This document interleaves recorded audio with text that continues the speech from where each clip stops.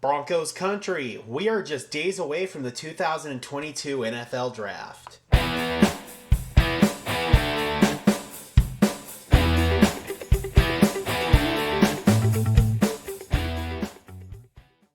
Hello everyone, welcome to another episode of Sparkin over Broncos, the show where we spark conversation about our Denver Broncos. I am your host, Gage Madrid. Before we discuss the 2022 NFL Draft, be sure to leave a like on this video as well as subscribe to the channel and get pinged with notifications so you don't miss another video. I would greatly appreciate it. It's a very busy time of year for the NFL as we are only 5 days away from the 2022 NFL Draft. The 3-day event will see teams looking to add as much talent to their rosters as possible in order to plug any remaining holes that they may have. Teams are working feverishly to gather any last-minute information on prospects, be it medicals, or just overall scouting on players who may be towards the bottom of their boards. The draft is set to kick off this coming Thursday, April 28th, with the first-round selections taking place. Of course, the Denver Broncos do not figure to see any action on night one, as our first-round pick is in Seattle as a result of the Russell Wilson trade. Broncos general manager George Paton joked in his pre-draft press conference that the team will be watching Russell Wilson highlights night one of the NFL Draft. Paton said that it is highly unlikely that the team will trade back up into the first round. Night 2 is when the fun begins for the Broncos, as we are currently in possession of two day 2 picks. Pick 64 at the very end of the second round, as well as pick 75 in the third round. George Paton said in his presser that he is very comfortable that the team will still be in position to add impact players to the team with the ammo that they currently possess in the draft, saying in part, "I think we're in a really good spot.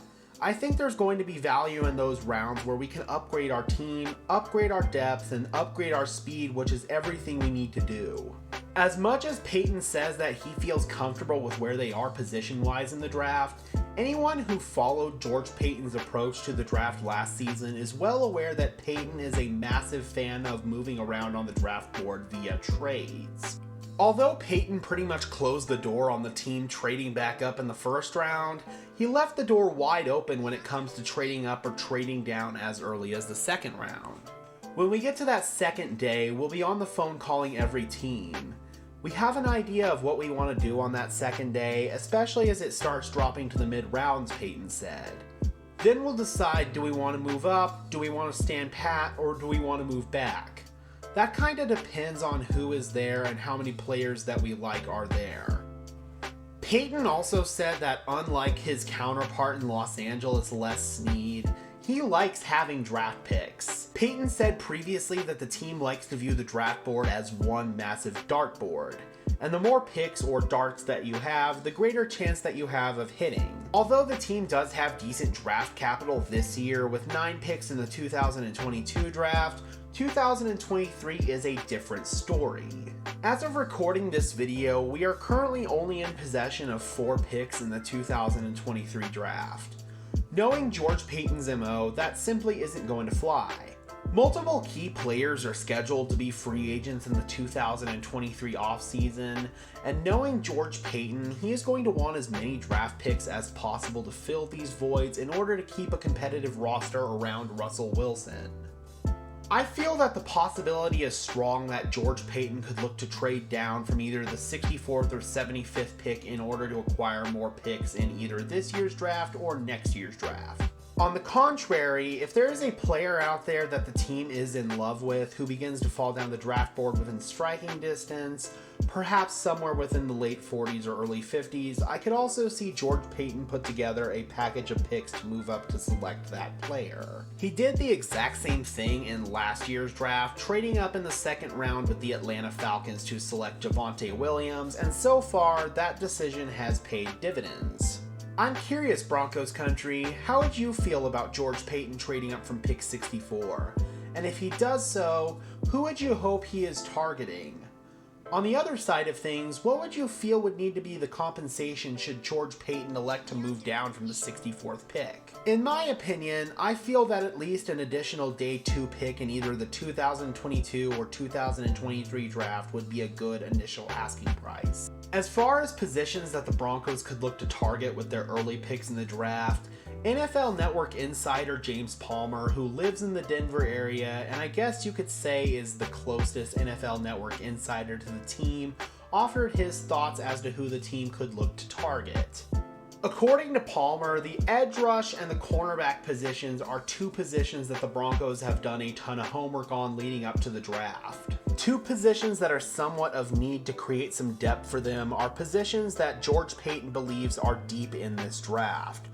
One is cornerback, and I know they have been putting in a lot of work on evaluating the cornerbacks, and they believe day two you can get an impact player, as well as edge rush.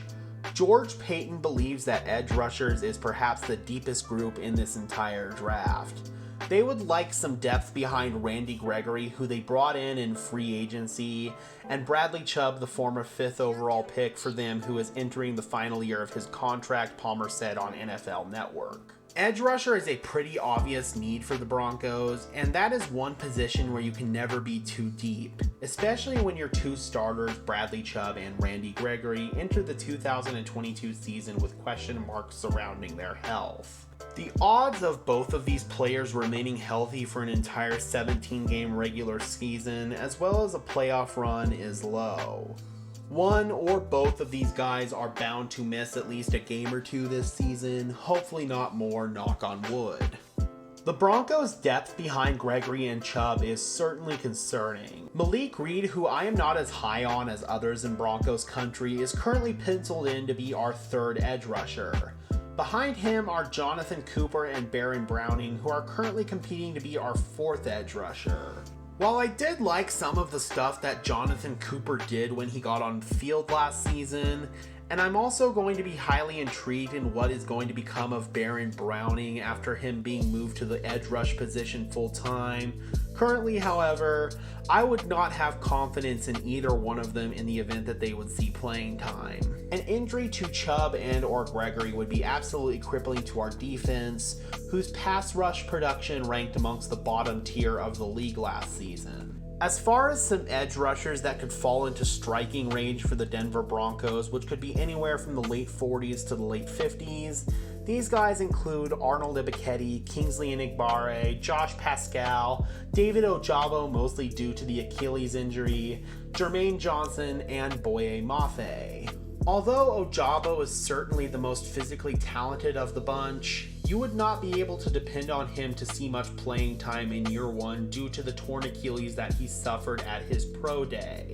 If he does fall within the immediate vicinity of pick 64, maybe the Broncos could give up something like a 5th round pick to move up a couple of spots to get him. But I do not see Ojabo falling this far, however, as some team out there is likely going to take him way earlier due to his talent, and is simply going to view it as a bonus if he sees any action this season.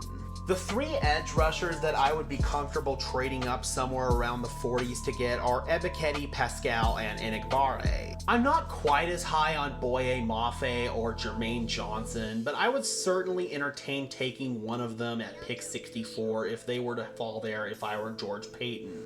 Moving on to the cornerback position, I feel that the team has a solid pair of outside boundary corners in sophomore star Pat Surtain, as well as the veteran Ronald Darby, who provided very solid play for us last season in his own right. We also have a solid starting slot defender, more commonly known as the nickel defender, in free agent signee K'Waun Williams. And fair warning, I'm going to go on a bit of a rant here. I really wish that we would stop putting cornerbacks and nickel and dime defenders in the same positional category. Yes, they are both defensive backs, but the boundary corner position is a completely different position with completely different responsibilities than a nickel and dime defender who lines up in the slot, who is pressed into duty way more as a blitzer as well as in the run game. It's the same problem as classifying off-ball linebackers and edge rushers in the same category. They are completely different positions with completely different responsibilities.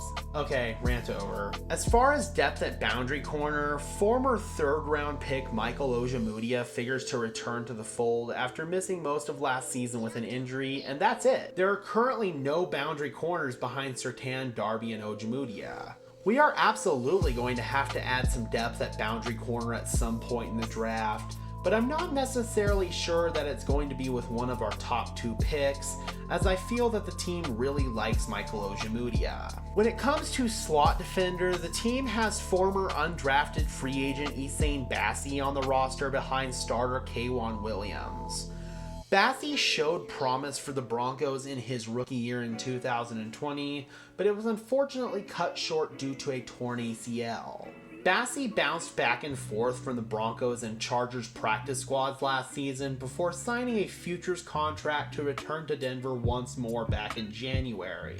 Although Bassi provides nice depth, he is likely a practice squad candidate for next season, so I feel that the team is going to need to find a more sufficient slot defender who can not only back up K'Wan Williams, but also see the field when the Broncos are in dime packages, which figures to be pretty frequently under new defensive coordinator Ejiro Evero. If you have been paying attention to the channel recently, then you know that there is one slot defender in particular that I am absolutely enamored by, and that is Houston's Marcus Jones. Jones can do it all. He is electric, not only as a defender, but also as a return specialist. I highly encourage you check out the video that I made on Marcus Jones not too long ago, as he is a player that I would absolutely love to see don the orange and blue. Although there are some other DBs that the team could still target in this range, if I'm George Paton, I am doing everything within my power to land Marcus Jones, as I truly believe that he is a gem in this class. Soon, all of the speculation will be behind us, and we will actually be talking about new additions to the team. But of course, that is just my opinion. Let me know, Broncos country, who is the one player that you would like to see the Broncos land in this year's draft above all others? It has to be a realistic option. Honestly, for me, Marcus Jones is definitely up there. I am that high on him.